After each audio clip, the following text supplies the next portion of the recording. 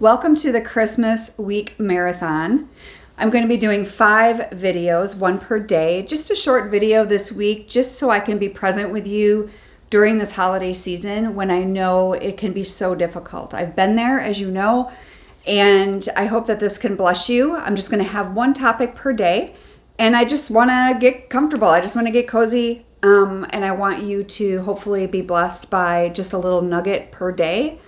So today I want to talk about what are some situations that you could encounter now that we're almost to Christmas and you're going to be probably having some meals or plans with family, friends, etc.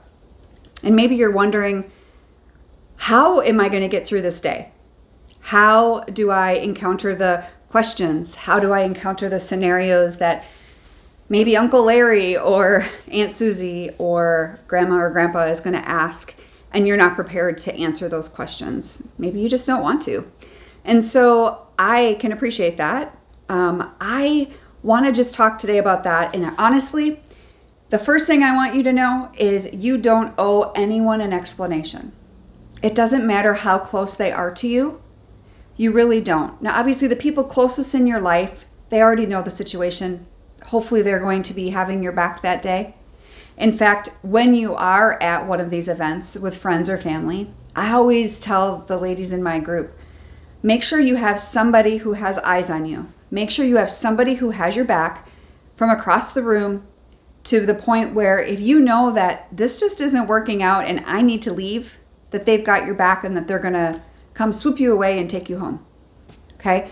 And I mean that in all seriousness, because there are triggers upon triggers during the holidays, and family members can be the worst. Not intentionally, right? Not usually intentionally, but let's be honest. A lot of times we're with family members that maybe we're not typically with during other parts of the year, and you're seeing maybe friends or family for the first time in a while. Maybe it's even for the first time since your son or daughter has been estranged or is not present at Christmas. And you know that you're going to be getting all the questions. And so I just want to encourage you that it's okay to redirect conversations. It's okay to have a one-liner to be able to, answer their question respectfully, but yet it's also okay to say, you know what, I'd rather not talk about it, Or maybe your son or your daughter, you could say, she's kind of taken her own path right now, and we're not in a lot of communication. You wouldn't even have to give that much information, to be honest. So you have to figure out what that one-liner is for you. But that's all you technically owe anyone. And honestly, you don't even owe them that. But out of respect, I would do that. I would definitely say that. And again, you have those people that are closest to you that are going to be present. You need to make sure that they have your back. And that means having a conversation with them prior to even going to the lunch or dinner or event or whatever. So I hope that helps, and just know that you're not alone. I know this week can be extra stressful, extra sad. Just a brief story about my situation. When I was going through this with my daughter, one thing that I always did is I would finally get through the Christmas holiday, and I would say, next year she's going to be with us. Next year she's going to be with us.